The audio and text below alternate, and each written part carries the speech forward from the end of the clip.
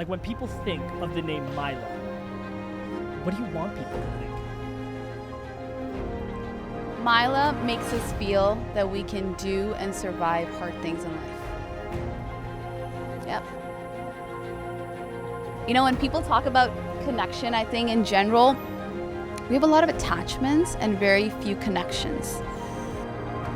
I truly believe everyone has a role to play. Everyone has a bigger purpose that they were designed to actually play out because it adds to the frequency of the world. It actually amplifies it. And I think for you to really do that, getting your power back is the first step towards finding your purpose and living in alignment with your purpose.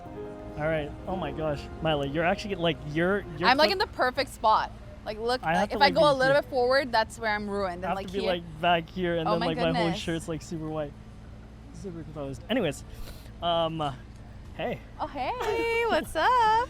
guys, this is a I already coffee, have like matcha, and Yeah, I already have like a couple of sips down. If you guys don't know this yet, I am in the search for my favorite matcha, but with oat milk. And I didn't tell you the rest of the story. So someone told me that oat milk specifically, there's a chemical reaction that happens between oat milk and matcha, which intensifies the flavors. And that is why it tastes so much better with oat milk than it does even with like whole milk. And I truly believe that. If someone out there like disagrees, please don't tell me, because I believe it, and I'm like in this search for the best one out there now. how many places have you gone to? Well, when I was in California, that alone was like 4 places. Damn. Then like and I pretty much started a month ago. And here I want to say like 3. I tried a Starbucks one too. They just don't do it justice. Eh? They Starbucks don't know how is to do like, it. No, they don't know how to do it, but this is a good one. Let's go. Really good. Where are we at today? Oh, I forgot. Girl, Para. this is I'm the her- one who chose yeah, the I was place just too. gonna say. I've just had a day and a half already. It feels like a Para Cafe, Para Cafe Para here in Cafe. Kensington Market. Kensington in Market. Toronto. Yeah. We'll properly introduce this one actually. So, hey everyone, what is going on? Welcome back to Into the Creative Mind. This is a new segment or new series that I'm doing where I am asking people about their stories. Mainly I'm starting with the people in my network, and there's no better person that I could have asked. It's funny, you were the one that I said, hey, this is what I want to do. I know. And you said, oh, let's put it in the calendar. I was like, okay, now I guess I actually have to do this. I know. I was like, we're locking it in. That's Locking the it only in. way. And now you are the second guest. But this started because of you. Oh my goodness. So let's see how far this goes. No, I'm so excited. I feel like you have such a talent when it comes to speaking, when it comes to asking questions, when it comes to creating a space for people where they can be their best selves, and you just make people feel so comfortable and seen. And I think you're like the best person to be doing this. And I'm so excited that it gets to be you and I get to be a part of this. There we go. Yeah. Mila wears many hats in her life. She is not only such a phenomenal human being, she's into the wellness and fitness space. We actually met during the ARC days. I know. Rest in peace, ARC. You're huge into recovery. You're Yeah. huge into movement. Yeah. Huge into health and wellness. Yes. Did I miss anything? You know what? I always say like the best way to really categorize myself is not to try to categorize myself, which is such a Okay. crazy, weird thing to say. And I was really thinking about it this morning too. Yes, to help people make sense of me, I am in the mind, body, soul department of things. You know, I always say I'm a blend of fitness, nutrition, and brain health. I want to bring all of those worlds together because if they're not together, like how are you really thinking about sustainability and long term? That was my journey, and I know I truly practice what I preach. Yep. And I feel like I believe in it so hard that people do resonate to it, and I see more and more people wanting to transition into that way of living and that way of not just living life, but also living a healthy, beautiful, long life, you know? But why is that so important to you? I think when I went through my own journey itself, I tried for it. Ooh, Sorry, get it higher. Sorry, I like it. you kind of have to hold like this. and Okay. You have to, like, I was like, talk. what? How do I? Yeah, Okay. perfect. There we go. We have to be up here. I've like never held one of these gadgets. The reason why it's so important to me is I always go back to why I even went through my own little fitness journey to give people a little bit more of an insight of where it all began. I lost about 90 pounds back in 2017. Yeah. And I was in my final year at U of T. I studied human biology and psychology, did my bachelor's of science in that. And yeah, I come from a family of divorced parents. So when I was 8, that's when my parents like officially got divorced. We moved to a different city, and I was one of 4 sisters, and I somehow took on the role of the adult. I had an older sister. I'm the second one. Then we have 2 younger ones. And I just felt like I was supposed to be my mom's partner and not just an 8-year-old. So instead of learning, like someone asked me today too, they're like, do you know how to ride a bike? And I'm like, no, I don't. But I know. I bought a bike. And I'm still aiming to learn how to do this. I don't know how to swim. I never learned how to. Oh, you and I both. Okay, good. No. Wait, how the hell were you in we water? We have a whole conversation. Okay, we'll get there. So you can't bike, you can't swim. I can't swim. Don't ask me to skate. Let me just be on ground. Like, that's what I think I love. So I never really learned how to do the kid-like stuff. I learned how to be an adult, how to be my mom's emotional support. I was really learning how to save, how to take care of the finances. Yeah. It was also, I guess, maybe that passion to want to be an adult really early in life, until I hit 4th year of university. And I remember even just asking for assistance, guidance, because I felt like I'm going nowhere with my own personal life. For sure. Like, my life was basically to serve my mom, to serve my family, to serve other people. But I was like, well, what about Mila? Then who are you? Who am I? And do I even have a purpose outside of this role that I play? And that was the question that I asked very clearly to the universe, the higher self, whatever it is that you want to call it. Timeline. When did you ask yourself this question? Early 2017. 2017, sorry. Yeah, early 2017. I went through a couple of things. I was in Montreal, actually, and it was a whole thing, too. I went with a couple of friends, and again, something happened with my family, and I was being called while I was in Montreal, and I just had a breakdown, and I'm like, yeah, if I think this is my only purpose, I don't know if I want this, And I remember saying that out loud. I'm like, you need to show me if there's more to me than just this. And I feel like something just started shifting in my life, because I told myself my entire life, for me to really go on adventures and go traveling and really even speak up in front of a crowd, I need to first lose the weight. And I set that limitation, and I was like, until then, I'm nothing. And when I asked that question, something changed within me, that I wanted to do those things before the weight loss. I'm like, screw everything. Like, I'm going to say yes to everything and anything that like comes to my mind that feels right to me. I booked a trip with my older sister to Disney World. You don't understand. I know, it's crazy. So random. It's so random, but it makes so much sense, because it will. It makes so much sense. Hold on to the story, guys. I'm telling you, like, it makes like the most sense in my brain. We grew up just, of course, watching Disney, loving everything about it. My older sister was the perfect person to go with, because she is so passionate about it too. And I truly think that trip itself was magical. And I mean, if you know anything about Disney World, it's all about the magic that lies within. And I came back from that trip really going like, it's time to say yes to it all. I remember signing up to become a TA to teach organic chemistry at our University of Toronto, and I taught it to a bunch of students. And I used to have a fear of speaking in front of crowds, and I'm like, well, I'm going to deal with this fear by just exposure therapy. Just going to put myself in front of a crowd, and I love what organic chemistry brings. I'm a nerd at heart. I really loved what I studied. And that was one way to do it. And from there, just kept building. I started saying yes to opportunities, yes to all the things that I said I need to do after I lose the weight. And they're just naturally small little changes. I wanted to start eating cleaner. I started going on walks. Like, I was that girl who wouldn't even like go up the stairs. Like, I will wait for the elevator to go up the stairs. I'm like, it's not happening. So these little changes itself, it just kept adding up. And in 9 months, I kind of fully locked in. I had the best grades during that year too. And I had a job. I was a TA, and I was trying to lose weight and be like, fully locked in. And I was doing all my workouts at home. I didn't really go out. I was very, very into this. Come out after this from 9 months, I go to like one of my friend's birthday party, 90 pounds down, and they're like, who the hell are you? Like, I looked like a completely different human. I got braces too, because I used to have like I've been staring at your teeth. They're so straight. Oh, you my have goodness. really nice teeth. Yeah, they weren't. Let me tell you that. They weren't. They were very cricket. Well, also, Kensington Market for you guys here. My front tooth it was actually fully cricket. Bruh. Yeah, and I was like, you know when people tell you that's like adds to your personality. Yeah. I was told that my entire life, and I was like, no, it does not add to my personality. I'm gonna get the braces. And I got the braces, so my face started changing, my jaw started changing, my smile started changing.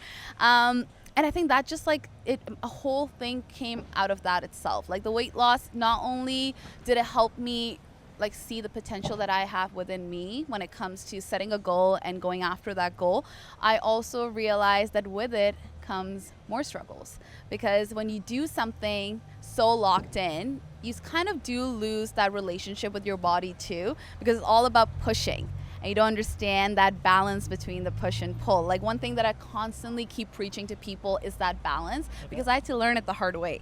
I went through a whole year of having a very messy relationship with food, a lot of binging, because I went from eating everything to becoming extremely disciplined, only doing whole foods, never eating any sugar, never going out. And the first time, you brought a cake in front of me, I ate the whole damn cake and went for a second one. So you know what, like, and so I was like, oh, this is getting messy. During my weight loss itself, I had a lot of health issues. Like I got gallstones, so I was getting really horrible gallbladder attacks and stuff. Almost got rid of my gallbladder, but I was like, no, I'm gonna wait it out. I'm gonna wait for my body to just adjust to what it is. So it was a lot of struggles, like health-wise as well.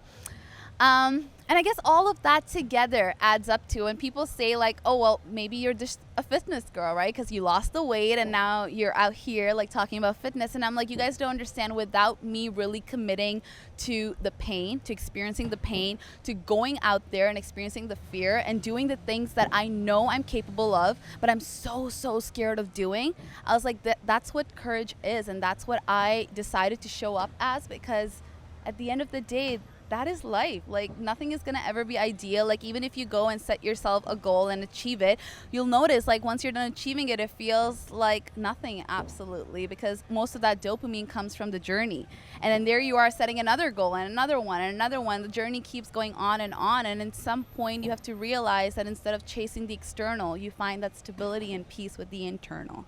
And that is really what your foundation comes from, So I guess, yeah, my journey itself taught me so much about why I do what I do and why I'm so passionate about it, why when I say the things that I say it with maybe what I've been told, a lot of conviction, because I really do believe it, And I think that's what majority of us are doing. When we really love and believe what we do, other people can see that and they resonate with it and they stick by you because of it. I'm doing my matcha. Like mic drop. Mic drop. There are so many paths that I want to take, but I think I want to start with the courage to change your story. Yeah. Because ultimately, like most of us, we always feel like I know that most of us in this world, we feel like we have to stick to one story. And pre-2017, like your story seemed like it was just take care of your family, keep the weight, the way things going. What was the thing that said, hey, like what was that click in your mind that was just like, my story needs to change? Like, did you look in the mirror one day and you're just like, okay, well, something needs to change? Like, what was it? I mean, I won't go into too many details when it comes to family stuff, but of course, when you come from divorced parents, there's a lot of chaos that comes with it too. And your parents try to do their best, but like divorce is difficult. Co-parenting is really, really difficult. And unfortunately, my parents did not have a co-parenting relationship. So I grew up with a lot of unpredictability. And I remember always saying this, my mom was my first love. Yeah. So like I chose her over anyone and everyone. Like I will put my life aside to be there for her. I remember wanting to just be the perfect child, like make no mistakes, get all the best grades, don't date, don't drink, don't smoke, just make sure you are good so she has nothing to worry about. And I mean, we were all very different, so all went through our own like little ups and downs. And my mom, just to mention, she was also a doctor. My dad's a scientist. I come from like really, very smart individuals. And I mean, I'm so grateful for that, and very hardworking individuals. My mom is the reason we came to Canada. She brought all of us here after the divorce. And like when she commits to something, like she really like does it. But we reached a point, I want to say maybe around the 2016, 2017 mark, where as my younger sisters were growing up and like, you know, they're going through high school, chaos is even building more. And I'm trying to be that partner to my mom to help manage it, but now it's getting out of my control. Like, I don't even know how to manage it at this point. And I think it just reached a point where it was too much for me. I built this fear of abandonment growing up and fear of not being lovable. And I was like, how long can I really go with these fears? Like, no one really knew all of these things because since I was a kid, I was a very, very happy kid. I was a very smiley girl. And I think to this day, people are like, you're always smiling. I was just going to say. You're like, you're always There's smiling. always a smile on that Yeah, face and you're of like, you're yours. always happy. You're always, and I think that's just who I am. But just because someone's always smiling doesn't mean they don't go through the ups and downs in life. I think that's just what I choose to be. And I think it's also just who I am at my soul to smile. And plus, I mean, paid for these braces. I need to show them these teeth out now. For You guys real. you don't understand. Before the braces, I actually never showed my teeth. So I'm like, now I'm really like out there. But I guess all of that really led to me having that full breakdown and just asking the universe for support. I always say this, if you really know me, you're going to constantly hear me saying this. I feel very protected, loved, and guided. And that's been the journey throughout. I feel like I've asked the right questions to the universe, my higher self, my intuition, and I think I've said that in my brain. And that itself has attracted a lot of the things in my life. It even has attracted not just opportunities, but things happening within me. My vibrational frequency changing itself too. And when that changes, you kind of attract the good stuff in the outside too. I went through a lot of experiences, even like with a little breakup after 2017 actually, that led to all of those changes too. I was always a really observant person. I remember saying this to myself very early on too, that I want to know beyond the known. And I don't know what that even meant at that time. I'm like, why did I just say this out loud to myself? I was like probably 13 or 14 at that time. And I just still to this day remember saying it, and now I get it. It's like it was with... Explain to me. Okay. And I think this is where I say, like, I love that you ask the questions that you do. I love that you challenge me. And there's a lot of people out there, I think majority of us, maybe I do too, we fear really hearing our own truth and really hearing and accepting the pain that comes with it and the suffering that comes with it. And one thing to me was, and I don't know if this is innate, maybe it is innate to everyone, you just have to explore it. I just remember when that question came out to me, knowing beyond the known, to me, it was not just a question, but it was also like, you need to now explore that world. You know your reality. You come from this specific life and this specific relationship with your parents and like the way you grow up. But there's a reason why your life constantly keeps changing and life constantly keeps challenging you and asking you to evolve. This is life literally showing you, like, witness the pain, go through it, because on the other side of it, there's just so much beauty. And I think very early on, I had this passion to want to know what's on the other side. And to this day, I'm like, the other day I was just asking myself that too. Like, it's like, is this really it when it comes to life? So I'm always asking myself difficult questions. And I come across people like you who ask me such difficult questions too. And then I sit with them and I'm like, what really would be the answer? Have you ever been scared to see what's on the other side? I think majority of the times. I would say if I have to really pinpoint one specific experience, was my relationship with my ex. I think I always knew what was on the other side, and I knew that person was like a mirrored image of the parts of me that I needed to work on and the healing that I needed to go through. But I was not willing to do that because that also meant accepting all the pain that I felt growing up. One of the reasons, and I think that's probably a lot of people's reality whenever you have disordered eating patterns or a messy relationship with your food, a lot of the time it comes from suppressing something within you, so you try to find comfort in something else. I want to hit you with a really quick quote. Ooh, okay. The life that you want is on the other side of hard conversations.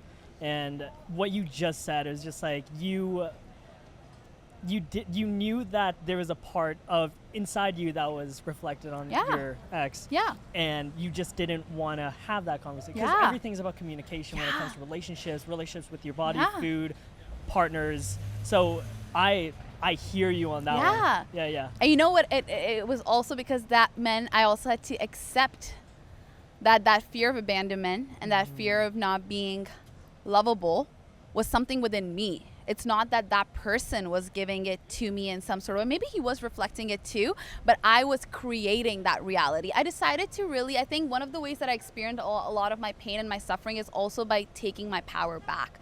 And I think when you accept that you do have the power, going through those fears and those suffering is a lot easier. I say that with like just being mindful of the fact that it's never easy.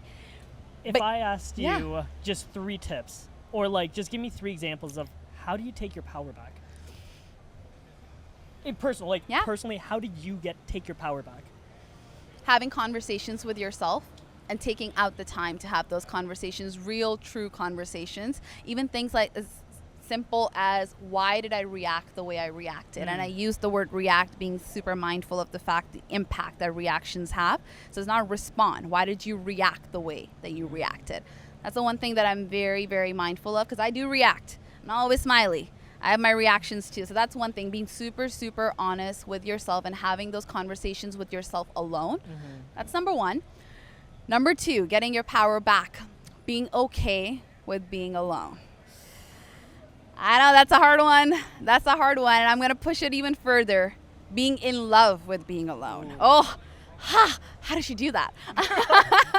No, and I truly mean it. I thought I was always okay with being alone until, again, that relationship was taken away from me, and I realized that I was so not okay with being alone because I didn't really love myself. Learning to love yourself is a forever journey, but you start small and you start to give yourself more grace before you start to challenge yourself. I think before I even give the 3rd tip, I'll just say, I think in this generation, I love how there's so much hustle and grind, and I love that people want to grow. But I think sometimes when people think about growth, they only think about challenges. They think about pushing. They think about just the grind. They don't think about the patience, the grace, the forgiveness. And that's something that you have to remind yourself to do. That's one step to building a loving relationship with yourself. And maybe that does lead to you also loving being alone, because you love you. And so being alone gets easier. My 3rd little tip. Actually, this is a perfect tip that I'm going to add now to this. Take the freaking trips. And I you don't understand, travel itself, and do it alone too. I know it kind of blends with the second one. I did that actually. It's not just recently. Just recently, and I actually started I want to say back in 2021 is when I started traveling alone, not knowing anyone. And I did that because I remember past experience with the exposure therapy. Telling myself, go teach the crowd, and you're going to build, that confidence to being okay and being in front of a crowd. I would say the same thing with travel. Travel not only allows you to learn more about yourself, it connects you to the world. It connects you to your intuition. It allows you to really trust the decisions that you make.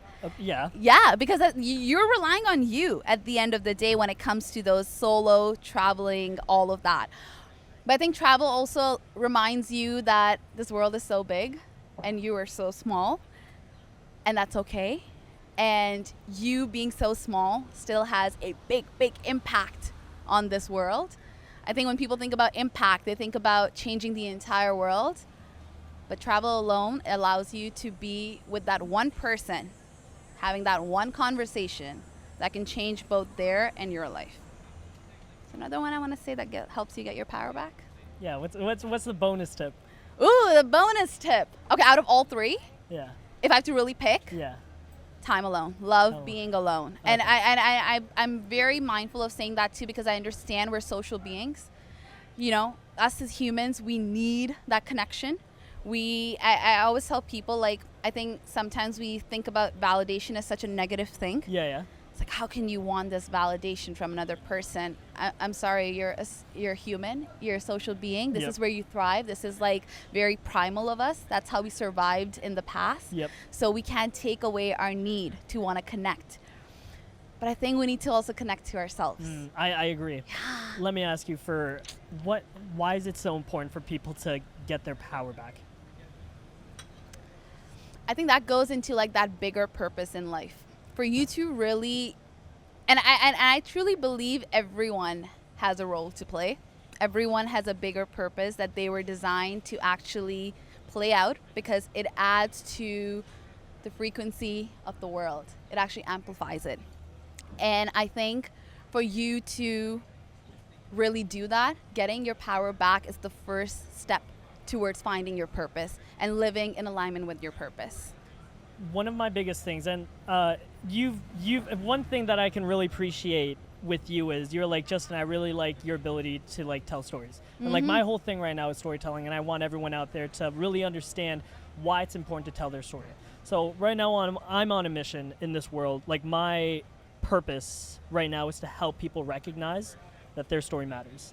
And it truly is in alignment with what you had going on, which is like when people get their power back. Because people get lost. People like, are you huge into like Marvel or superhero movies? Yes. So we'll talk about Spider-Man really quick. Well, I was going to make an anime reference. Don't do that. I don't watch anime. Yeah. I'm trying to figure out if this happened in a superhero movie. But long story short, what makes a superhero like a superhero? Is it the powers? No, it's their ability to jump into action. So I'm pretty sure there was a scene where Peter Parker loses his like Spider-Man abilities. There's a burning building, and even without his powers, he ran in because deep down he knows that was his like purpose. That was his story, to be a superhero, with or without his Spider-Man powers. Don't call me on. I might be misremembering it, but I feel like you get the point. I think I did. And it's getting your power back, because what I feel like we tend to do, we tend to hold ourselves to like one thing, whether it be a career, whether it be like a job, whether it be like a sport. It's like, oh, I'm known for this one thing, and that's the only thing that like I could be known for. But it's like, once that's gone, then what? Yeah. Like, then who are you? Yeah. And there's so many other things I wanted, like so many parallels in like the getting your power back that I want to jump into. But I wanted to really lean into one thing before we get too far into like everything else or this rabbit hole. Mila. If you can get people to recognize you for one thing, just one thing, what would it be? Like when people think of the name Mila, what do you want people to think? Mila makes us feel that we can do and survive hard things in life. Yep. Why? Because that's the reality of life. I think we're all, again, so afraid of the suffering that we don't expose ourselves to it, because we don't think we can survive it. And again, that's a very primal thing too. And it's a very fear-based thing. And we all grow up with our fears. And fears aren't negative. They're a part of you that are trying to protect you so you can stay alive and you can keep going. But you keep going with those limiting beliefs. And I think for me, I just feel like I see people's potential so clearly. Even when I'm teaching a simple class, right? I feel like I just want and that's like the best feedback that I get, which these days I've been getting it so much, and I get emotional every time. It's like people tell me that they feel like they can do it when I'm speaking to them, because that's the impact that I want. Yes. And it's not about me when I'm doing that. It's like you being able to see yourself in the mirror and going, I have it in me to go through this hard thing and come out the other way feeling better, stronger, happier. And you know what? I'm going to try it again as well, because it's okay, and I will survive, and I'll be okay, and my fear is not my enemy. I think that also maybe reminds me, it is connected to me too. It's connected to my inner child, because we all have an inner child. And our inner child is the place within us that is scared, that needs our attention, that feels like it was neglected, and it actually to this day gets neglected by us. And that inner child eventually throws a tantrum. And when that tantrum is thrown, there's no way coming out of it. There's no calming it down. That's like the end. But if you show up to yourself and to that inner child and stay with it, I feel like you can create so much more. And I think that's what I do when I get that feeling as well from other people. Yeah, they're like, shut the fuck up. Yeah, so I think it connects back to me too. I think anything that you do, it needs to also bring back fulfillment into your life, 100%. because that's the only way you want to show up the next day and do it all over again. So I'll be the first to tell you, I don't just do things because like it's fully unconditional. I also do it because it heals a part within me every time I see people heal something within them. Yeah. Have you ever heard the saying, your purpose comes from pain? From Pain.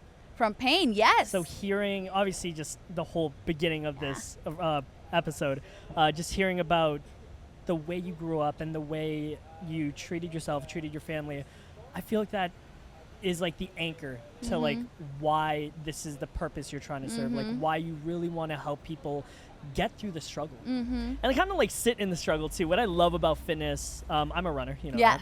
You run. Runish. Runish.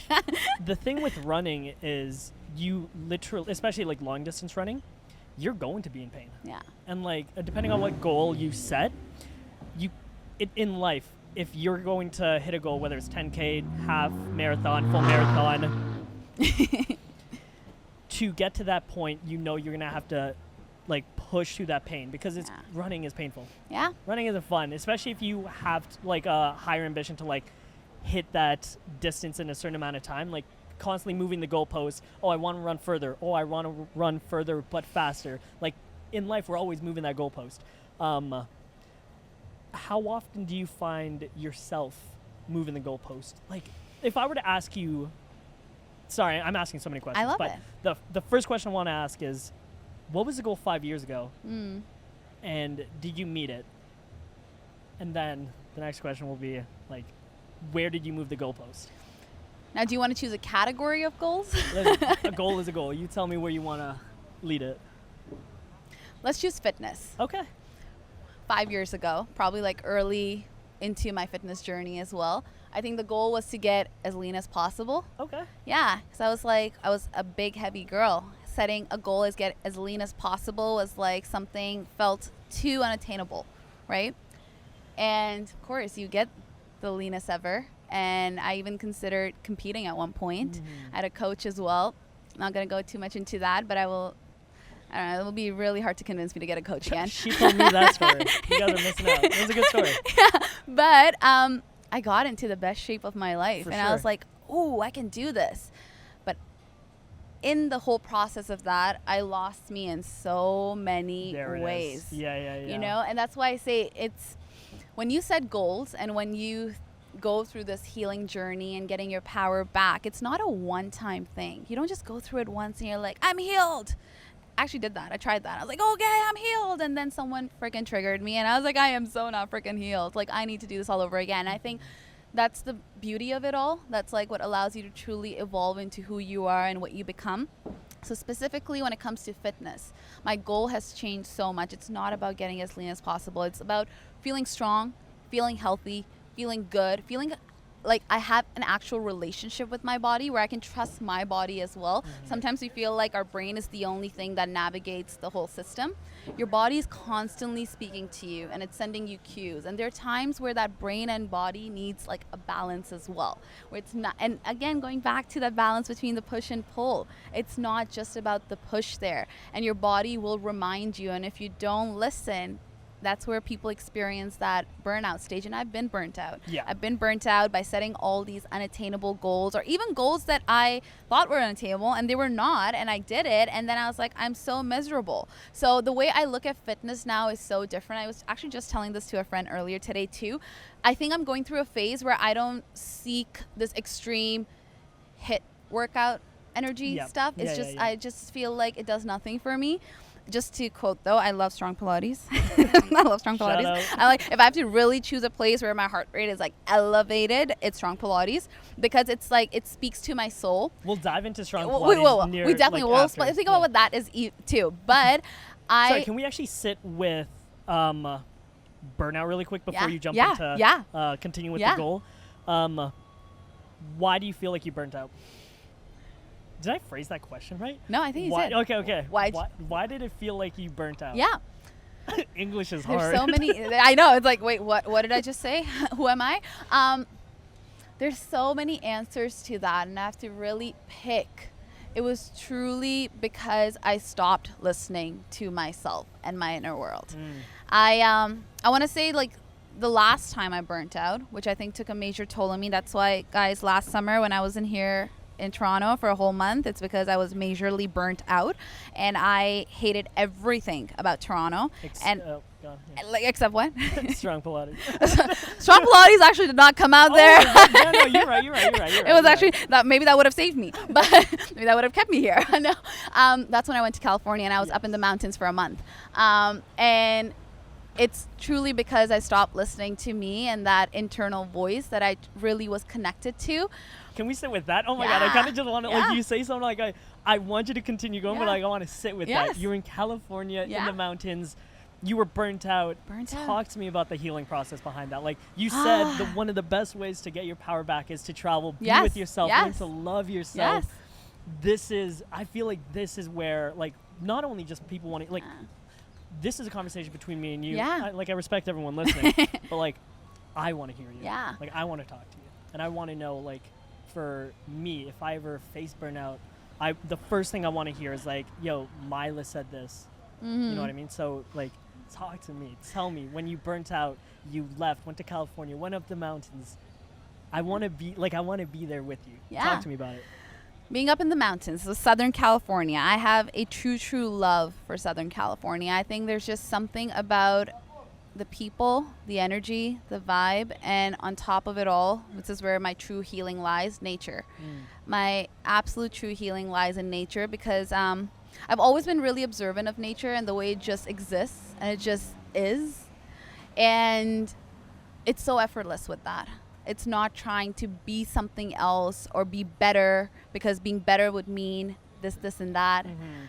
And my entire healing journey somehow has always been around nature. But in Toronto, it was hard to find a lot of that, especially like that alone time. I felt disconnected from nature too. So when I was up in Murrieta, that's the town that I was in. It's Southern California. No one knows about it. People are like, where were you? And I was like, Murrieta. And they're like, I don't know what you're saying. It's close to San Diego. And I'm literally up on a mountain. And I was very lucky to be able to even stay at that place at the time. And all around me are mountains. And I actually totally forgot the relationship that I had with mountains. I always used to say, anytime I went to California, I always thought it was the ocean that brought me peace. And water still does. But I forgot that mountains, I grew up around mountains. When I was a kid back in Pakistan, in Islamabad, there were mountains all around, and I have such happy memories around it, the long drives that I did. And somehow when I was in California, I rented a car. I found myself going on these long drives across the mountains and just listening to music, and it connected me back to my inner child, but also reminded me how us as humans were so disconnected from nature. And we have forgotten that we ourselves operate the same way nature does. We have seasons. Every season brings out a specific version of us. Every season looks different. Every season has its strengths and its weaknesses. And because of this mentality, and I think it's so beautiful to want to see growth, but this mentality of pushing has kind of also caused us to disconnect from like the reality of being human and this human experience itself. So when I was up there, disconnected from the rest of the world and just connected to being, I was actually around a lot of snakes and like coyotes and all sorts of insects. And for some reason, I was never scared. I thought like that nature like will also trigger that fear of like I'm unsafe, and I felt so safe. What were you looking for? If I'm keeping it super simple, healing. And that makes no sense. It's like, really? Talk to me about like, what does that look like? So like I'll give you an example. Like if I cut my arm, time will heal. There will be a scar, but time will heal it. With burnout, like if you're looking for healing, what does that look like? I was looking for also revealing, if I'm going to put that out there. So that's the kind of healing that I was looking for, because I needed to see who Mila really is. Did you find it? I did. What did it look like? Okay, so do I need to give a backstory on this, or should I just jump into what it looks like? You tell me. Both. Okay. Now, December 2023 is when I decided I worked in healthcare for 6 years. Yep.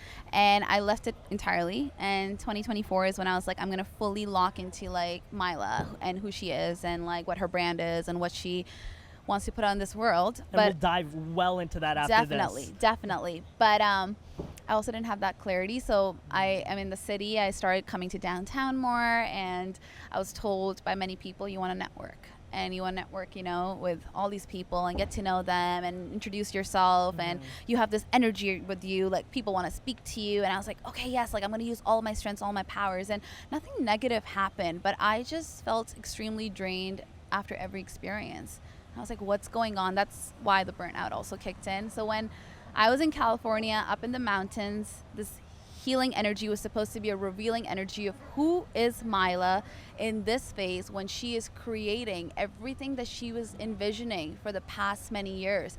The Mila that says she has this vision and mission and she wants to put it out in the world. But who is that? What does she look like? I used to write myself letters of the kind of woman I wanted to become. And the letter that I wrote to myself back in 2021, I feel like I've already become that woman.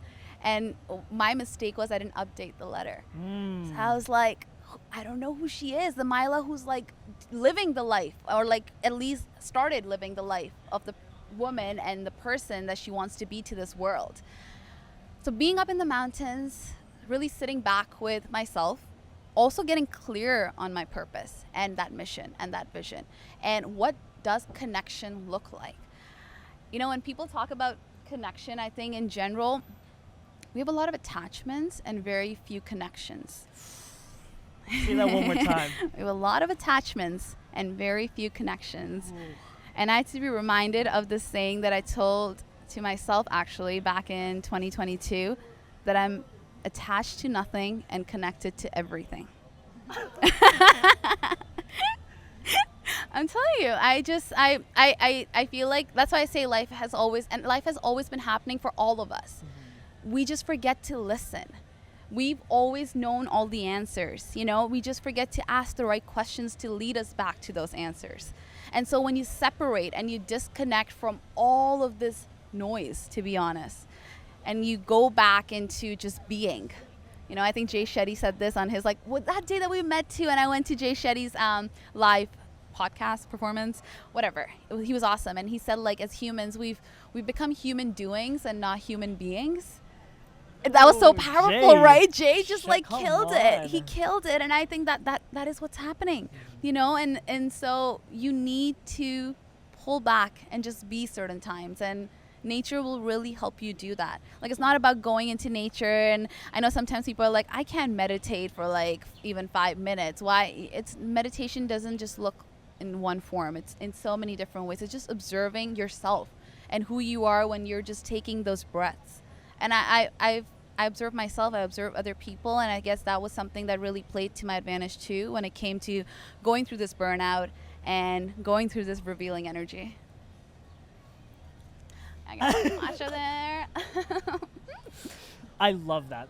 And one thing that I wanted to really make clear is, did you find what you were looking for? Yes. Oh my goodness. I came back to Toronto and I was like, I think, so a lot of people today, when they know me, they're like, how long have you been doing this for? And I was like, guys, pretty much like 7-8 months now, because it was right after I came from California. And I was like, I know exactly what I want to do, but I'm also willing to work with other brands. It just has to be brands that have the same exact mission and vision as me. And so I tried here and there. Some did not align, and I was okay with that. I processed those rejections, those fears, those plans not working out very quickly. And I've never done that before in my life. Like, plans not working out, that's scary. It's like, what's the next plan? Oh, yeah. And I was just like, it's okay. I trust this. I know something better is coming along the way. And there was just a shift, and things just started happening faster because I started making peace with them so much faster too. And I was making better and quicker decisions because I trusted myself so much more with it, because my intuition was really guiding it. And yeah, after that, like, I think November onwards, my life it's been nonstop. I'll just throw this in here too. That same ex who like used to be like a mirrored image, I wrote him a letter. And I wrote because I realized I think there was a part of me that was still holding on to some of that rejection and that pain and suffering.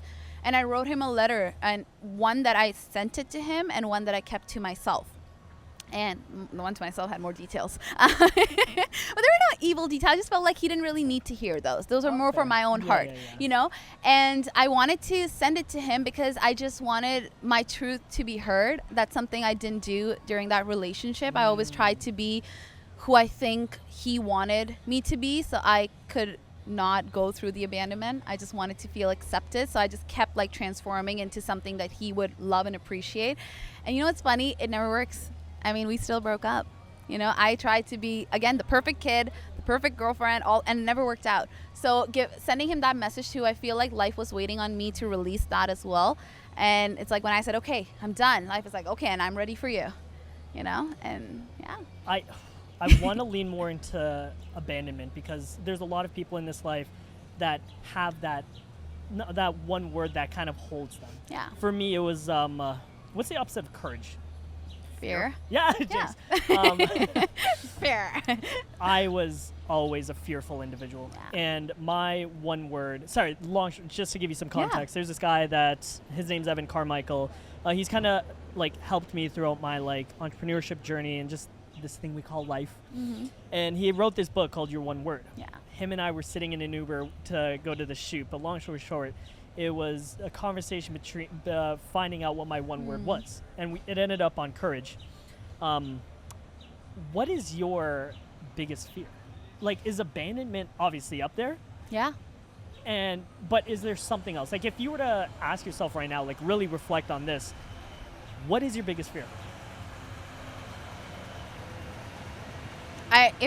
It's between the two, abandonment and being unlovable. Those are two that really stuck by me growing up too, and I realized it was something that continues to be a thing. And I'm going to put this out there too. There was a part of me that had to really question and make sure that me wanting to be alone wasn't just because I wanted to make sure I'm never abandoned, because I'm not going to abandon myself, and I don't allow anyone else to do it because I'm so safe and comfortable with being alone. I think fear of abandonment might be it. And it comes from, of course, like those deep fears, like in my childhood. Like I didn't really grow up with my dad, so I didn't really have like a male figure growing up. I came from, you know, my mom, like with her breakouts and stuff. Like there were moments where she would not want to be a mom anymore either. So I always felt like I had to be top notch, because if I'm not, I'm going to get abandoned, I'm going to be alone, I'm going to die. Like that's what we all think. Or like, you know, that's the end, right? We're just, this is it for us. And I think I kind of lived with that, with everything that I did. If I'm not the perfect student, I'm going to be abandoned by society. I'm going to be abandoned by my family, my friends. Like, who am I when I'm not the nerd? Who am I when I'm not the best person or best student in the class? Who am I when I don't get the grades? Who am I if I don't graduate? I would make all these plans because, like, who am I without my plans? Who am I without my routine? Who am I without my to-do list? And I guess like that was something that was guiding everything that I did. And in some ways, you know, like our fears also help us progress and grow, and it helps us to really do the things that we're fearful of. But in other ways, it holds us back too, right? It holds us back, and it constantly reminds us that there's something about us that's not enough. 100. I was going to ask, and just to give you some context here, the beginning of this year, I found myself absolutely moving in fear. Yeah. Yes, like you could look at it from a plus side. Yeah, like I'm scared of this, so now I know I need to push. Mm-hmm. But when you're moving in fear, the decisions that you make just are not as sharp as they should be. Mm-hmm. Now, are you? This is gonna get deep. Mm-hmm. Are you still sitting in that? Fear of abandonment? I want to say yes and no. We'll go with yes for a second. Yes. Yeah, let's go. And the reason why like this is going to hit is because I want to know what have you done to, because it's a journey, what have you done to kind of help guide yourself through it? Because regardless, like, I'm still a fearful individual. I can't be courageous 100% of the time. And one of the ways that I continue to kind of move away from acting in fear is just understanding, hey, if I was fearful, this is the action I would do the exact opposite. Mm-hmm.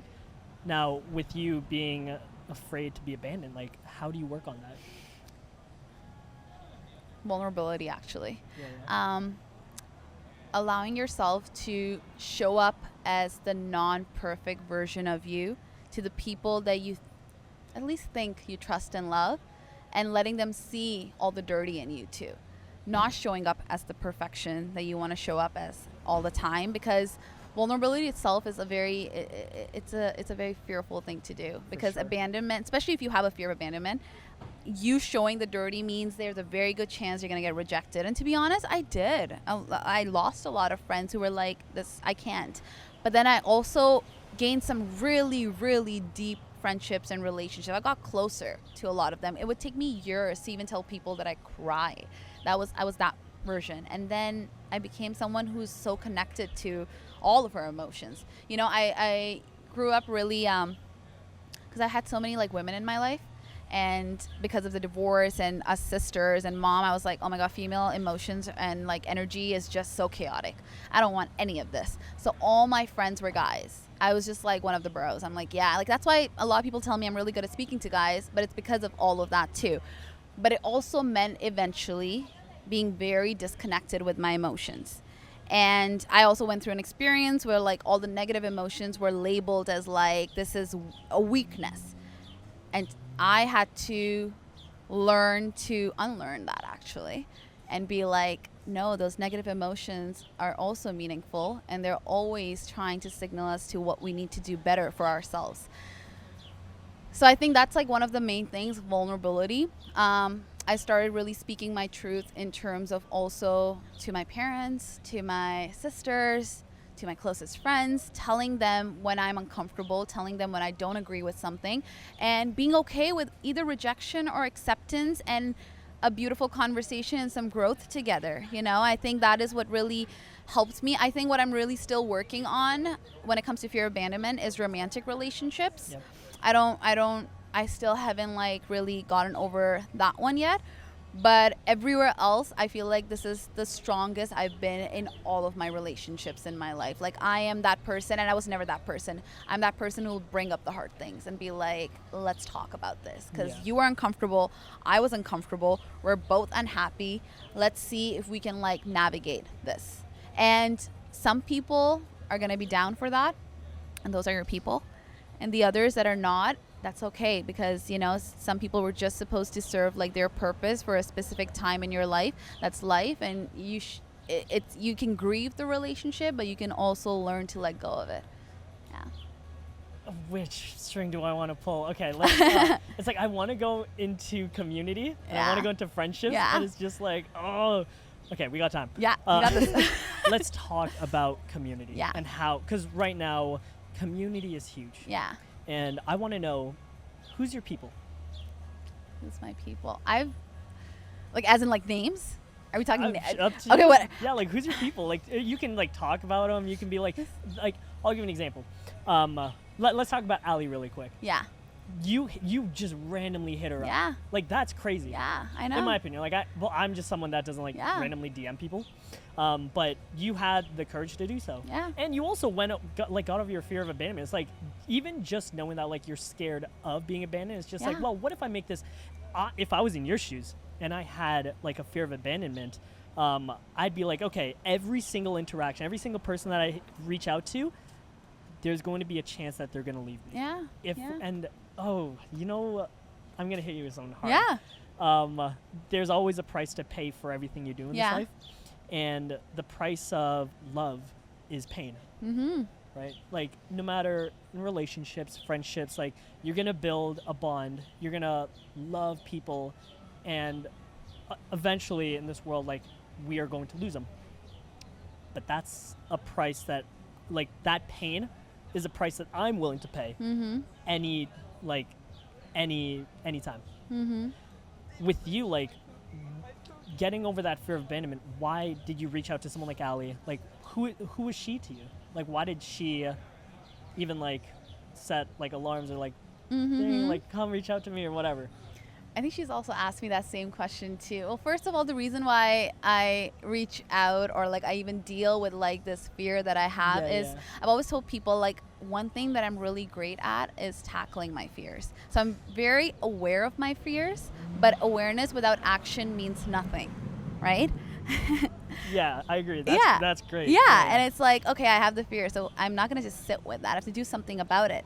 So I keep mentioning exposure therapy, but that is one of the best ways to really go about those fears and really come to the other side of it. And is rejection still like up there? Yeah, and I think that's the case for a majority of us. You know, sometimes we feel like we're so isolated in our fears, but that's a very common fear, and we all share it. We just have different degrees of it and different ways of going about it. You know, so why Alicia?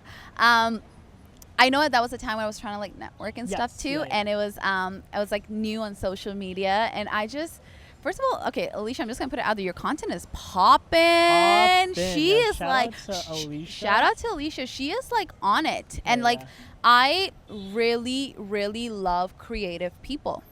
And that was actually one of the first things that like stood out to me when I saw her social media. I used to think I was not a creative person, and so I was like, but I'm so like fascinated by creatives and the way they think and the way they go about things. It's so like out of the box and out of the ordinary, and I'm so inspired by it. And a lot of the times if something like excites you and like you're passionate about it, it's because there's something within you that wants it too, and it has it. So just watch those like feelings and emotions that get triggered by certain things. But she was so creative, and I'm like, and I just loved, like, she was, I didn't have any fitness friends. That was actually one thing. So university, that was the one. What year did you hit her up? Last year. Girl, I know, last year. I was going to say, because like you got 2017, you were on your fitness journey, and to think that you didn't have any fitness friends, I didn't have any friends. So that's why my fitness journey was completely isolated. And then when I showed up 9 months later, none of my friends were in fitness, and that's another reason that caused a lot of isolation, because I always felt like I had to prove myself as to why I prioritize the things that I prioritize, why I eat the way I do, why I don't just like... Why you cut things off. And that's why I want to talk about like your people, because like the people you probably hung out with 5 years ago is probably so different. Yes. Girl, we're hanging out. I just met you. Exactly. Like, exactly. Like, you know what I mean? And that's the thing, you have to stay open to that too, right? Like sometimes we hold on to things that like are no longer serving us. And when we do that all the time because we're so afraid of letting go, and because like abandonment. Yeah. And not even just like your own abandonment. You're I would say, like, I would make the argument that you're also scared of showing people that you're abandoning them. Yes. But that's people pleasing. Yeah. That's because you want to, again, you're seeking perfectionism. Yes. And it's like, what happens if I'm hated? What happens if I am looked upon as the evil person? Yes. Yeah. And it's like, you know what? Sometimes just be the devil in the story. Just be the devil in the story. And I'll say this: I actually had to learn to be okay with that too. You don't think I became the devil for my mom when I said I am no longer gonna be like, you know, doing everything that I'm doing and being present the way? And that's the hardest thing to do to your parents or to your like family. And I had to be okay with being the devil. But you have to be okay with that, because that's the only way you learn to set better standards and you learn to set boundaries. Boundaries. Boundaries. And I feel like, first of all, we're all so afraid of that word. We don't even know what that word really looks like in like reality, but it starts with your closest people. Those are the hardest ones. And you know what? Even I'll add to that. There's you know, I don't know if you're not religious, but I am. Yeah. Kind of. Spiritual religious. Yeah. There's a Bible quote. Yeah. It goes, as iron sharpens iron, a person will sharpen another person. Yeah. But the thing that people don't understand is when iron is sharpening iron, it's grinding, it's getting rid of like the things that's keeping it dull. As much as like, what if I've had so many people in my life sharpen me, it is uncomfortable. When back in 2020, you didn't know me then, but I wanted to be like a bodybuilder, power lifter. I wanted to be strong. I wanted to bench 2 plates. I wanted to deadlift 5 plates, and I wanted to squat 3 plates and a quarter. Hit all those goals, but like I said, everything has a price. You have to pay a price for everything you do in life. I got big, like I got super chubby. Damn. I was 180 pounds. Wow. But I was strong. Yeah. And I hit my goal. Yeah. And then my brother-in-law goes, "Yo, you're fat." Just straight, like, "Yo, you're fat." I'm like, "Bet." I was just like, he asked me, "What? How often are you doing cardio?" Yeah. And I told him, and this is me being stupid. I said it proudly. I said, "Bro, I'm doing the stairs once a week." What do you mean? He was like, "Bro, that's not even close to enough." Yeah. I'm the type of person like you need to tell it straight, and I'm really good with feedback. There's so many times in the past few months where like so many people are just like digging into me, but like thank God I'm the type of person that takes criticism well. I know so many people in this world that just get so offended. Oh, I'm not even gonna get too deep into it. That's I know exactly what you mean. Yeah. So even in like your community, like, are you making friends with people that are sharpening you, and also are you sharpening them? So when we're talking about like Alicia, when we're talking about Lauren, shout out Lauren. When we're talking about Demi, shout out Demi. Yes. Who else? Who else is your peoples? You know what? Actually, I have to shout out Christina too. She's the owner of Strong Pilates. Yeah, she actually is my people too. I have some people from years back. Andre, One Life Meals owner. He is to this day one of my favorite people. I have my cousin Amna, who actually is in California too. Her husband Dean. I have those people in my community. I'm trying to think. Brenda is my friend from university. There we go. We are the only ones pretty much that are still connected, and we have gone through so many ups and downs and the hard conversations. And she is definitely my person. My community is also my sisters. I have a really close relationship with my sisters. Each one of them is a different relationship. We go through phases where I'm closer to one over the other, and that happens. I mean, we're all like sisters. We still fight. We still have our arguments, and it's like that's never going to change. You're in my community. On the people. I'm telling you, like, and the thing is, all of you, like, these are just the names that are like coming right now. I'm sure there's more. Please don't come for me. I love you all. I'm like freaking forgetting names right now, but they're not even gonna watch it. Exactly. Okay, perfect. But I think that's the most important thing. I need people like you who challenge me. I need that because there was a time in my life where I felt like the smartest person in the room.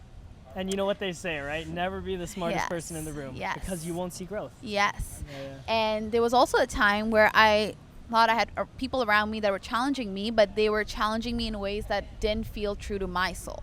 And, and it's like when it's only that challenge and seeing everything else as a weakness, I don't align with that either. And I had that person in my life too. Now, I want to stick with the peoples because I want to ask you two questions. We all have that one person. Let me ask you. When things are going bad, rock bottom, and you're like, I need a shoulder to cry on. I need someone to lean to. Who's that person for you? Can I say 3 names? Because I feel like those are the closest. Well, aside from my sisters, because there are moments where they see the most. Brenda, Alicia, and Lauren.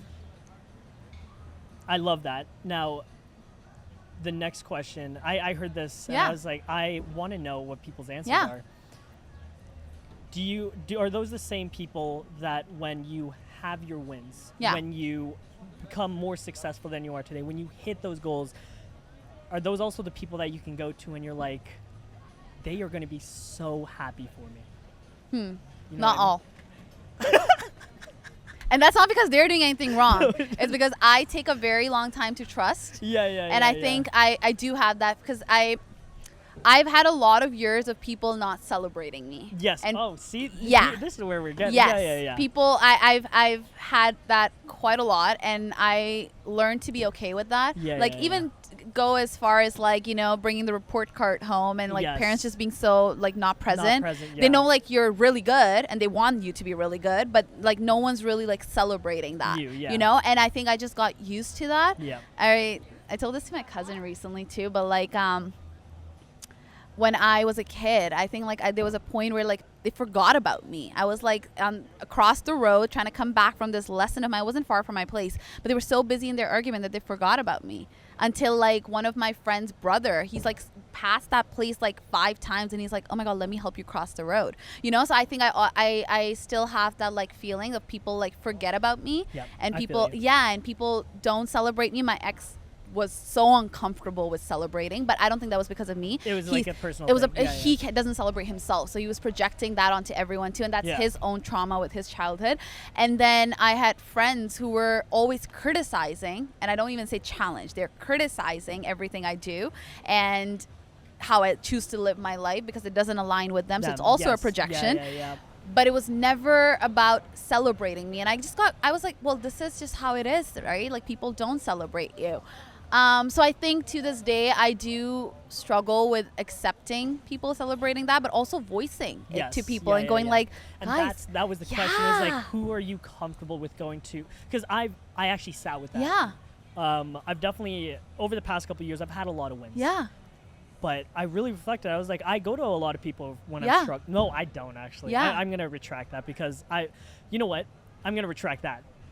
Recently, I don't know. I know how it happened. Yeah. Long story short, Yeah.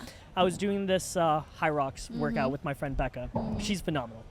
After the workout, we sat and we just yapped for a bit, and she was just like talking to me, and she was just kind of like venting, not venting, but she was venting.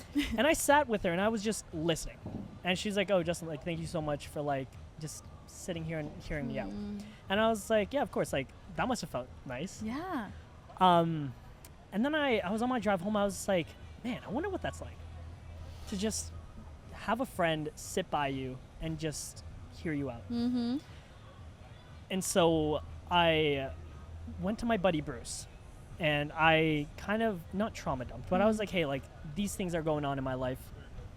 I didn't even say, like, I just need a ear to, like, a shoulder to lean on, whatever. I just started talking. And it felt so good to, like, have someone there to, like, hear you when things aren't going great. And then then a couple days later, I heard this guy say that, and then I was just like, who do I go to that I know will celebrate with me when I'm up? You know what I mean? Do you have someone in your, you don't have to name them, but it's, I still am trying to find those people. I actually first had to be comfortable with celebrating myself and really acknowledging my own wins. And I think it was probably really recent when I did my brand launch and I did the two events. Because I did that one first event and people were like, "Oh my God, it was so awesome. How are you feeling?" And I'm like, "I don't know. Like, let's go to the next one." And because I recognized that, I was like, wait, that was a big thing and it was so successful. So many people showed up for me and brands were so happy about it. And I was like, I need to take a moment to acknowledge my wins. I can't just keep jumping from one thing to another. But I think with friends, because I've not set that as the standard, I am now voicing it. And what's so interesting is I actually voiced it to another friend too a month ago, and she was someone I was really close to since university, and she didn't want to do that, and we're just not friends anymore. That was her chance of telling me that, like, I just can't be that friend to you. Yep. And we went separate ways, and that chapter came to an end. And then the other three that I'm really close to, I think I've found myself voicing it, being super vulnerable. I always get emotional when I have to, like, voice to my other friends and be like, hey, can you love me better? Telling people to love you better, oh my God, that's such a hard thing to do. And it's like, what does that look like? What does that feel like? And it's like, again, these boundaries, these standards, like, I tell people to do it, but it's not easy. No, it's not. So I always get emotional when I say it, but I voice it. I'm like, I didn't like that you didn't even acknowledge this. Ooh. Like, because that was so... It's weird having friends that you even have to say that. I know. That's crazy. I know. But I think that's my friends. No, that's crazy. I have some friends that actually, I think especially... One of my friends, like, she's a psychotherapist, and Brenda, I'll throw her out there because, like, Brenda knows, like she, you know what, because we had a recent conversation, a very uncomfortable conversation, but that brought us so much closer. And it also, and also showed me, like, areas that I was lacking. So it's not just where she was lacking, I was lacking in a lot of areas. With that, really quick? What did she say about you? I wasn't as present. I wasn't a good friend. Actually, she told me that. She's like, you were not a good friend. I was in British Columbia. And that entire time I was extremely alone. And actually, Brenda and I are very different. So I get energy when I'm alone. Yeah. She gets energy around people. So when she moved, I just naturally did the same exact thing that I was doing, not talking as much. You know, whenever we connect, everything's good. But, like, how are we going to connect? She's in British Columbia. And I told her I was going to, and it's not like she was asking for a lot. She was asking to do, like, the calls and, like, you know, whenever I can. And when she was going through some really low periods, she asked me to be there, and I don't think I was.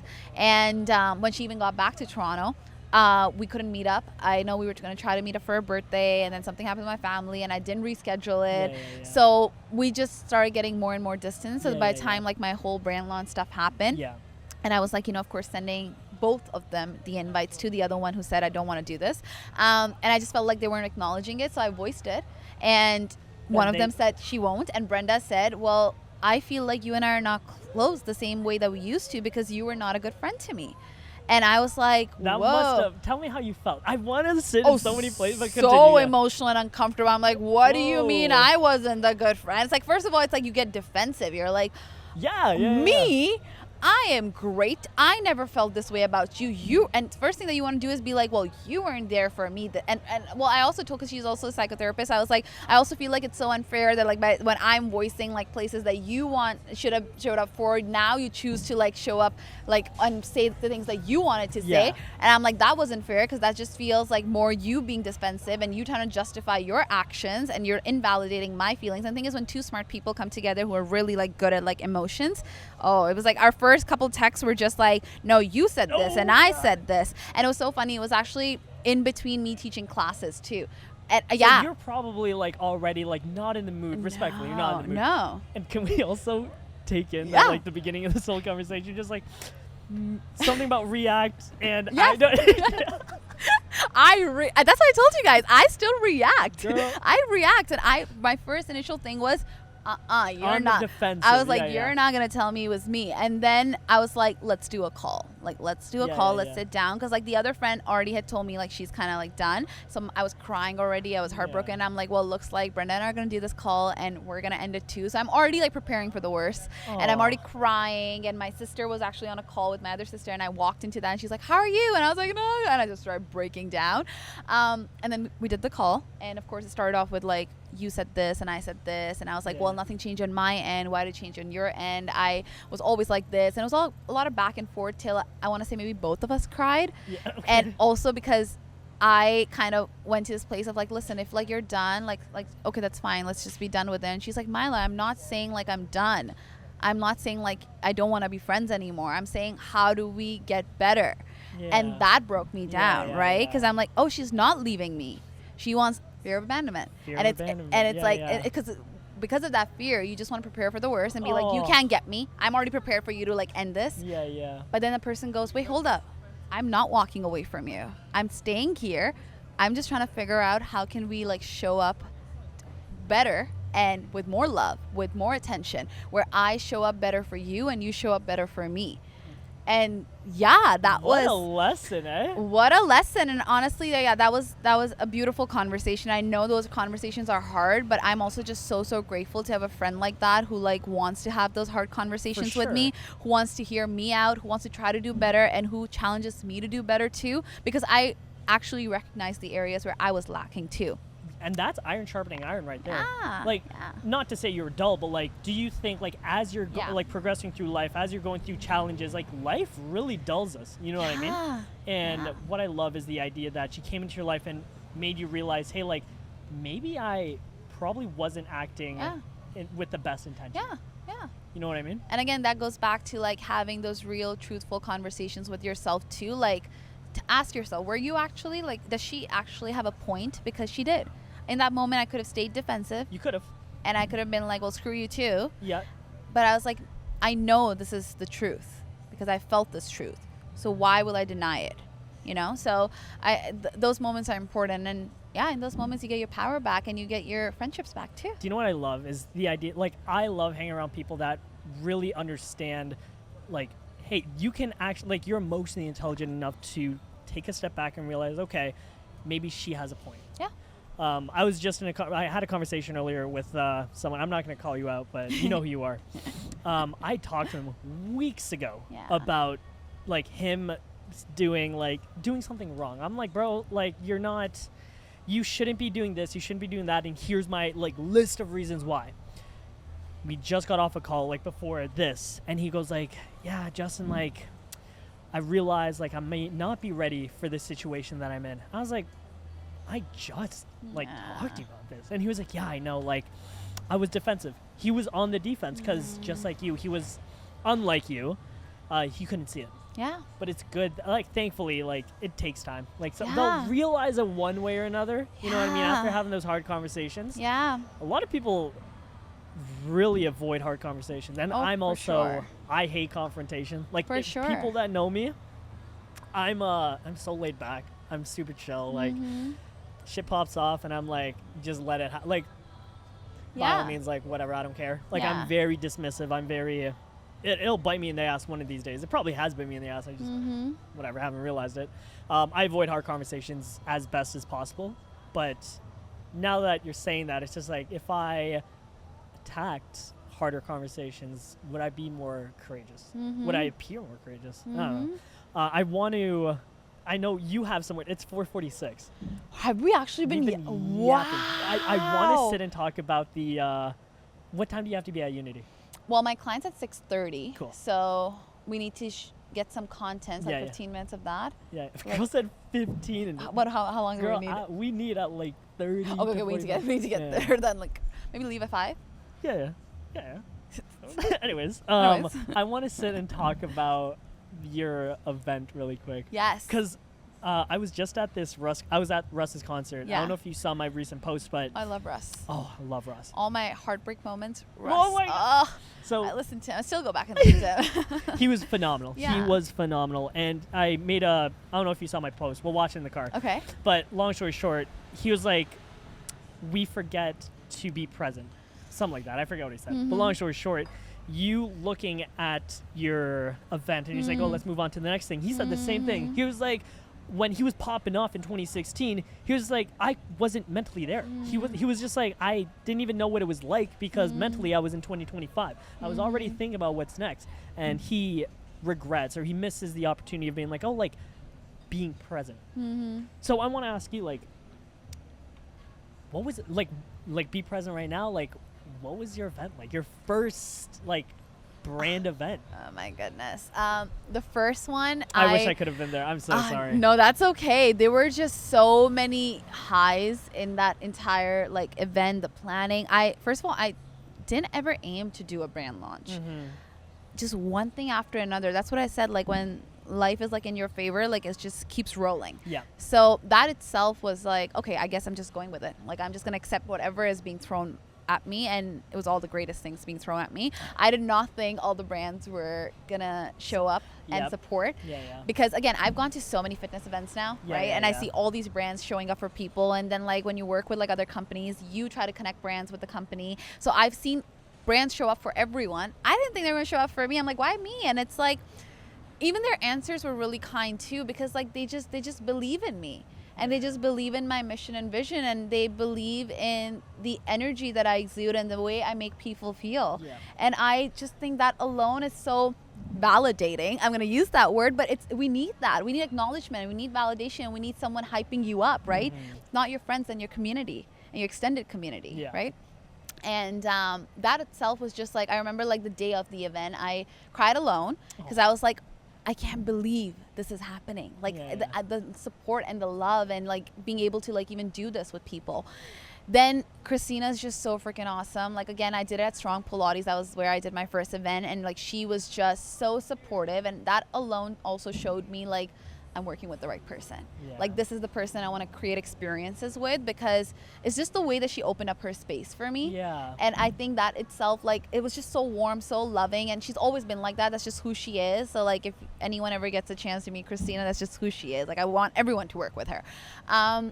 We got to the event, Pocket Class was there. We did a bunch of like content stuff. And I think it's when we create content is where I really recognize my power with words and the impact that I do have with my words and how it makes people feel. Like I told you, I'm really observant. So I observe body language. I see Yeah. the way people, like when I say something, they like take it in. And I noticed that while we were creating the content too, things were just coming naturally to me. I didn't have to prepare for anything. I know she had sent me a bunch of questions and content ideas, but I was like, I'm not gonna look at this. Like I'm just gonna be me. Yeah. And when I do that, it just like flows. Yeah. And it did with that. And then we started the class, and I was just so locked in with that class. Like I have a good time when I teach. Oh yeah. When I teach, like I'm having fun with you. Like I choose this playlist that is like gonna make me feel a certain way. Like I want to dance with you, I want to move with you, I want to hustle and grind with you. And then right after the class, we did like a stretch like on the reformer. Yeah. And that's my way of showing the push and pull that I really believe in. And from there, we did like a little bit of a social. That's where people were like, oh, what's next? What's that? And I was like, I don't know. I literally like, I don't even, and like, how do you feel right now? And I was like, I guess if I'm really putting a feeling to it, I was on a very, like, just a high. Yeah. A high. Like, I couldn't take it in that this has happened. And that's also a reality of like anything that you create. We spend months, sometimes weeks, putting everything Preparing together, it all, preparing, yeah. getting everything organized, contacting, making sure everything's gonna be great, and then the thing happens and it's done. Yeah. And that's why I always tell people, like, don't wait for the dopamine when the goal, like, when you hit the goal. Get the dopamine off of the journey, because that's where it really is. Yeah. At the end of it, you're just like, oh, what's next? Like, you need it again. You're just like, so you need to really shift the focus too. I actually want to mention the second event, because it's something I learned when I was in California. I felt like I wasn't as present when I was teaching the second event. And the second event was deep stretch and breath work. Okay. That's something extremely important to me, because that is where you connect to yourself. It's also overlooked, to be honest. It's really overlooked, and it's such hard work. Like really staying with that stillness, being present with that, staying with anything and everything that shows up, connecting to your breath, understanding like the purpose that it actually like serves. And it's like everything that shows up with that too. A lot of emotions come up, and it did actually for a lot of people. I had a lot of technical difficulties while that was happening, which really caused me to not be as present. Yeah, for sure. And I was like, this is probably not good. And I was like, I don't feel good about this. Like, that's how I was feeling. And I also remember like at the end of the class, because at the end of it, like the last like 15 minutes or something, I went like without a mic, which really upset me, because toning in a class like this is everything. Your voice is everything. Yes. Your voice is what takes people to that other dimension, right? But I also remember saying at the end of that class, well, here we go. Here I am preaching to you guys about the push and pull in life and adapting to all of life's stressors. And life was like, let me just put you through that right now and see how you're going to adapt to it. Yeah. And I did. So that was a win. That was a big win. And then I was like, after that, I was open to anything, because I'm like, after this event, I knew I was also going to California. I'm going to like go through that whole like calm, restful journey. But people walked out of that class literally telling me how good they feel. Like, one of the best feedbacks to get out of those classes, like, I was able to fall asleep because you were able to turn off your brain. Yeah. That is huge. Another person told me that she's been doing a lot of like Kundalini work, and like after like 3 or 4 sessions with that person is where she would feel this tingling sensation. And with me in that one like session, she felt it instantly. Wow. And like so many people just telling me like the impact that it had on them and how good they felt, and like just the way I speak and the things that I was saying. And that was amazing to even hear, but I still wasn't at peace, because I'm like, I wasn't present. I wasn't present. Yeah. It's like my brain was everywhere. I was in California, and this is why I say my cousin is really like my soul sister too. And like her and I, we really challenge ourselves, but we also accept ourselves, right? And I told her the same experience, and I was like, I just felt like everyone was like, it was awesome, but I felt like I wasn't present. I wasn't fully there. And she's like, because her and I talk a lot about trauma in our childhoods, and like we have similar childhoods, similar, of course, moms or sisters and stuff, and we are really real about everything. And she was like, when did we decide to create this association that presence only means the calm? And I was like, oh. She's like, presence also means the chaos. It also means the up and down and like everything all over the place, and you having all of that in your brain and still existing and being present and adapting and surviving. And I was like blown away by that, because I needed to hear that so badly. And it's a good reminder too. We create those associations, right? That presence has to mean stillness and calm and peace and quiet and joy. But that's not real presence. That's not the human experience, you know? So I think that reminded me to really acknowledge how big of a win that was. For sure. Yeah. We could yap forever. But we got to finish this. Yes. Up. Let me ask you one last thing. Yeah. Oh my God, I want to ask you 100 things. One last question. What is the one message you want to leave? Let me say that again. What is the one message you want to leave to the world? I'm going to repeat it, actually, because I've said it before. I want to tell everyone that today you speak to yourself and you remind yourself that you can definitely do and survive hard things in life. You can do and survive hard things in life. That's it. That's it. That's really Mila, it. thank you so much. Thank you. Oh my God, always a pleasure. You're the absolute best. Absolute best. All right, guys. Hope you liked this. I hope you guys enjoyed Mila's story. And there's probably going to be so much more of Mila in the future. Until then, make sure you guys hit that like button, subscribe, and share with someone that needs to recognize that you can do hard things, sit in the struggle, and you can make it through. Yeah. Anyways, that's it for today. Hope you guys have a good one. Have a good one, you guys.